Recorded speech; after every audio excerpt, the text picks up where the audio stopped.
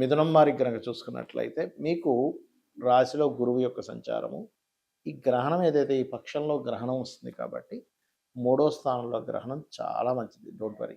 ఇక దశమంలో శని ఉన్నాడు, శుక్రుడు ఉన్నాడు, శుక్రుడు కూడా చేరాడు. ఎట్ ది సేమ్ టైం మీకు భాగ్యస్థానంలో కుజరాహులు ఉన్నారు. ఈ యొక్క గ్రహస్థితి సంబంధంగా మీకు ఎటువంటి ఫలితాలు జరగనున్నాయి, ఏ దేవత ఆరాధన చేసుకోవాలి అనేటువంటి అంశాలు చెప్తుంది నేనైనప్పటికీ చెప్పిస్తుంది సాక్షాత్ లలిత అమ్మవారిగా భావిస్తూ ఆ లలితాంబిక అమ్మవారి యొక్క అనుగ్రహం మీకు పరిపూర్ణంగా కలగాలని మనస్ఫూర్తిగా కోరుకుంటూ ప్రధానంగా ఇక్కడ గమనించినట్లయితే మీకు ఎప్పుడైతే రాశిలో గురువు ఉన్నాడో ఇది ఉద్యోగ సంబంధించిన విషయంలో, కెరీర్ విషయంలో ఖచ్చితంగా ఉద్యోగ అవకాశాలు కొత్త వచ్చి తీరుతాయి, అందులో ఎటువంటి సందేహం లేదు. దాంతోపాటు మీకు 12వ అధిపతి ఎవరైతే శుక్రుడు ఉన్నాడో పంచమ వ్యయాధిపతి, ఇది మీకు మరియు మీ యొక్క సంతానానికి కూడా విదేశాలకు వెళ్ళి కెరీర్ పరంగా సెటిల్ అవ్వడానికి అనుకూలిస్తుంది. అయితే ఇక్కడ మరొక విషయం ఏంటంటే ఈ మిథునంలో జన్మించినందుకు ప్రధానంగా 3లో గ్రహణం జరుగుతున్నందుకు మూడో స్థాన గ్రహణం చాలా మంచిది. దేనికి మంచిది, ఎలాంటి విషయాలకు మంచిది, మరి ఎలాంటి విషయాల్లో జాగ్రత్తగా ఉండాలి అంటే మీకు ఏదైనా ఒక పని ప్రారంభిస్తున్నాం ధైర్యంగా సాహసంగా లేకపోతే ఒక ప్లానింగ్గా ముందుకు వెళ్తున్నాం, అటువంటి విషయాలకి మూడో స్థానంలో ఉండేటువంటి కేతువు చాలా మంచివాడు, చంద్రుడితో కలిసిన కేతువు. అలాగే మరొక విషయం ఏంటంటే ఇక్కడ గమనించినట్లయితే ఈ మూడో స్థానంలో ఉండేటువంటి గ్రహాలతో పాటు ప్రధానంగా ఇక్కడ ఈ మిగతా గ్రహాల యొక్క స్థితి కనుక చూసుకుంటే అంటే గ్రహణం ఇలాంటి విషయాలకు మంచిది, కానీ ఏదైనా కమ్యూనికేట్ చేసే విషయాల్లోని ఎవరితోనైనా ఏదైనా అగ్రిమెంట్స్ చేసుకునేటువంటి అంశాల్లోని కాస్త జాగ్రత్తగా ఉండాలి. ఇది మాత్రం ఖచ్చితంగా పాటించాలి, ఇది ప్రధానంగా గుర్తుపెట్టుకోండి.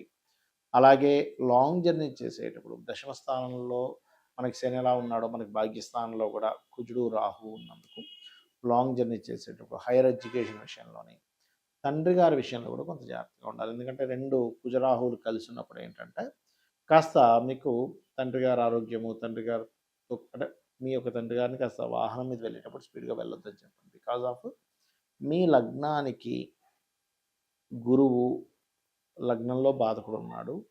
అయితే అది కెరీర్ కారకుడు కూడా, వివాహ కారకుడు కూడా, కాబట్టి ఆ 2 విషయాల్లో కొంత స్ట్రెస్ కూడా ఉంటూ ఎప్పుడైతే భాగ్యస్థానము అంటారు, భాగ్యస్థానంలో కుజరాహులు ఉన్నప్పుడు మనకు తెలియకుండానే ఒక్కొక్కసారి తండ్రి తరపు వారు, తండ్రి సమానులకు కొంచెం బీపీ లెవెల్స్ పెరగడం కానివ్వండి.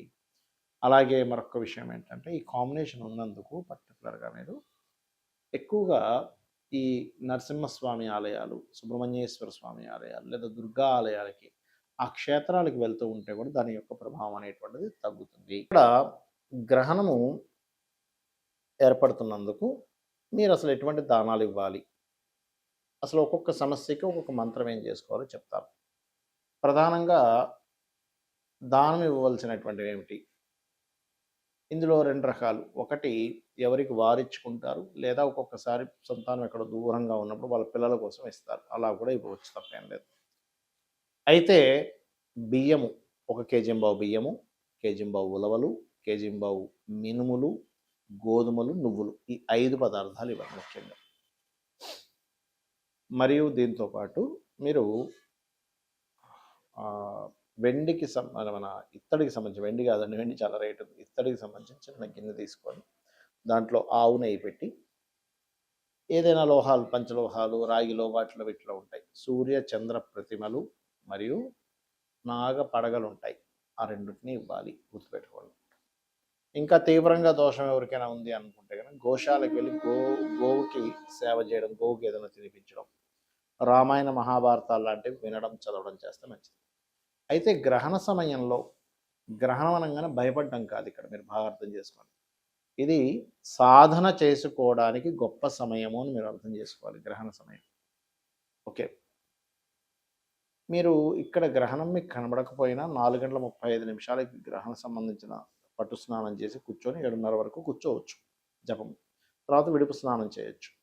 అయితే ఇక్కడ ఏంటంటే మీకు ఎటువంటి సమస్య ఉంటే ఎటువంటి నామం చేసుకోవాలనే దాని మీద ఉంటుంది. ఇప్పుడు చూడండి, ఎవరైనా సరే వాళ్ళు ఎదగలేకపోతున్నారు అని ఉంటుంది లైఫ్లో, అలాంటప్పుడు మీ లగ్నం పాడైందని అర్థం. అలాంటప్పుడు శ్రీమాత్రే నమః బ్రహ్మాండంగా మంచి ఫలితం ఇస్తుంది, రక్షణ కలుగుతుంది అమ్మవారు. అలా కాదండి మాకు ఫైనాన్షియల్గా బాగా ఇబ్బంది ఉంది, ఆ గ్రహణ సమయంలో ఏ మంత్రం చేసుకోవాలి అంటే ఓం సంపత్కరీ సమారూఢ సింధుర వ్రజ సేవితాయ నమ, లేదా ఓం ధర్మాధ్యక్ష ధనాధ్యక్ష ధనధాన్య విభర్తిని నమ. అలా కాదు మేము ఏది మాట్లాడినా మిస్కమ్యూనికేషన్స్ అయిపోతుంది, మాట్లాడాలంటే భయం వేస్తుంది, ఎక్కడ వీళ్ళు ఎవరితో ఏదైనా ఇబ్బంది అవుతుంది అంటూ ఉంటారు కొంతమంది. ఎక్కువగా స్త్రీలు ఎక్కువగా ఈ విషయంలో, పురుషులు కూడా ఎదుర్కొంటారు. దీనికి ఏమిటి లలిత సహస్రనామాల్లో ఆ 4 గంటల సేపు చేసే మంత్రం ఓం కర్పూర వీటికామోద సమాకర్ష దిగంతరాయ నమ. అలా కాదండి నాకు గృహం కొనుక్కోవాలనుంది, లేదా ఎడ్యుకేషన్లో డిస్టర్బ్ అవుతున్నప్పుడు ఏం చేయాలి? ఎడ్యుకేషన్లో కన్నా మీరు డిస్టర్బ్ అవుతున్నట్లయితే మీరు దక్షిణామూర్తి స్తోత్ర పఠనం చేసుకోవచ్చు చక్కగా, లేదా లలితా సహస్రనామాల్లో ఓం శుద్ధ విద్యాంకురాకార ద్విజపంక్తి ద్వయోజ్వలాయ నమ. లేదండి మాకు గృహ సంబంధించిన అంటే మణిద్వీప వర్ణన చేసుకోవచ్చు చక్కగా. అదేవిధంగా సంతానం కోసం ఇబ్బంది పడుతున్నటువంటి వారు శ్రీమాత్రే నమః అని, లేదా మనకి దిగంబర దిగంబర శ్రీ పాదవల్లభ దిగంబర అనే మంత్రం చేసుకోవచ్చు. రుణరోగ శత్రువులు ఎక్కువగా ఉన్నాయి, ముఖ్యంగా రుణబాధలు ఎక్కువ పడుతుంటారు, ఓం అపర్ణాయే నమః. అయితే ఇక్కడ ఏంటంటే ఓం అపర్ణాయ నమఃతో పాటు ఓం సంపత్కరీ సమారూఢ సింధుర వ్రజసేవితాయ నమః కలిపి చేస్తే ధనము వస్తుంది, రుణము తీరుతుంది. అదేవిధంగా వివాహం అవ్వట్లేదు అనుకుంటే ఓం కామేశబద్ధ మాంగళ్య సూత్ర శోభిత కందరాయ నమః. వివాహ జీవితం బాగాలేదు అనుకున్నప్పుడు ఓం శివకామేశ్వరాంకస్త శివ స్వాధీన వల్లభాయ నమః. అలా కదండి అపమృత్యు దోషాలు ఉన్నాయి, చంద్రశేఖర అష్టకం చేసుకున్నంతసేపు అద్భుతమైనటువంటి యోగం కలుగుతుంది, గండాలు తొలగిపోతాయి, అపమృత్యు దోషాలు పోతాయి, ఆయుష్ పెరుగుతుంది. అలా కాదు పనులన్నీ ఆగుతున్నాయండి అనుకున్నప్పుడు అష్టమీ చంద్ర విభ్రాజ అలిక స్థల శోభితాయ నమః అని చేసుకోండి. మరి కొంతమందికి హైయర్ ఎడ్యుకేషన్లో ఇబ్బంది ఉంటుంది, అలాంటప్పుడు మీ 9వ అధిపతి ఎవరో దానికి సంబంధించిన దానం ఇవ్వడము, మరియు ముఖ్యంగా హయగ్రీవ స్తోత్రం చేసుకోవడం అన్నిటికంటే ఉత్తమం. ఇక మీకు కెరియర్ పరంగా బాగాలేదు, కెరీర్ పరంగా చాలా ఇబ్బంది పడుతున్నారు అనుకోండి, ఓం మాణిక్య మకుటాకార జానుద్వయ విరాజితాయే నమః. ఖచ్చితంగా ఎదుగుతారు. హ్యాపీనెస్ లేదండి, అదేవిధంగా మనకి బిజినెస్లో ఎదగలేకపోతున్నాను, ఒక్క సక్సెస్ కూడా లేదు అని బాధపడేటువంటి వారు ఈ గ్రహణ సమయంలో ఓం ఇంద్రగోప పరిక్షిప్త స్మరతోనా భజంగికాయే నమః అని మంత్రం చేసుకోండి. ఈ నామాలు ఏవైతే ఉన్నాయో అపౌరుషములు అంటారు. మనం ఈరోజు చేసేటువంటి మంత్రం అంటే గ్రహణం రోజు చేసేటువంటి మంత్రం ఏదైతే ఉంటుందో అది ఖచ్చితంగా ఒకసారి చేస్తే 1000 సార్లు ఫలితం ఉంటుంది. కాబట్టి 1000 సార్లు అంటే ఏమిటి, మామూలు విషయం కాదుగా. 1000 రోజులు అనుకోండి బహుశా, అంటే 3 సంవత్సరాలు. 3 సంవత్సరాల పాటు మీరు 4 గంటలు చేసినటువంటి ఫలితం. 4 గంటల సేపు గ్రహణం చేయడం మామూలు విషయమా? అదొకటి చెప్తారు శాస్త్రంలో. రెండవది పునశ్చరణ, అంటే మీరు గతంలో ఒక మంత్రం చేశారు, ఆ మంత్రాన్ని పదే పదే మళ్ళీ అంత జపము చేసిన ఫలితం, అంటే కొన్ని లక్షలు చేసి ఉన్నారనుకోండి, ఈ సమయంలో చేసినటువంటి ఫలితం అన్ని లక్షలు చేసిన ఫలితం వస్తుందని దాని యొక్క అర్థము.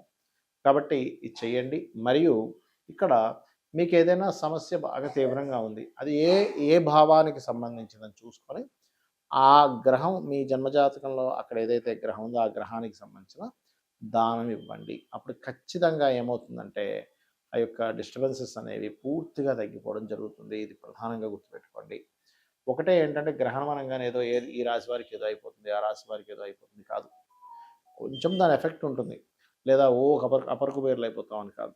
మీరు అన్నిటికంటే ముఖ్యమైనటువంటిది పూర్వజన్మ కర్మల్ని పాపాలని మంత్రము ద్వారా తగ్గించుకునేటువంటి గొప్ప అవకాశము అనేటువంటి విషయాన్ని మీరు గుర్తెరిగి మనసుని లగ్నం చేసి చేయండి మంత్రం.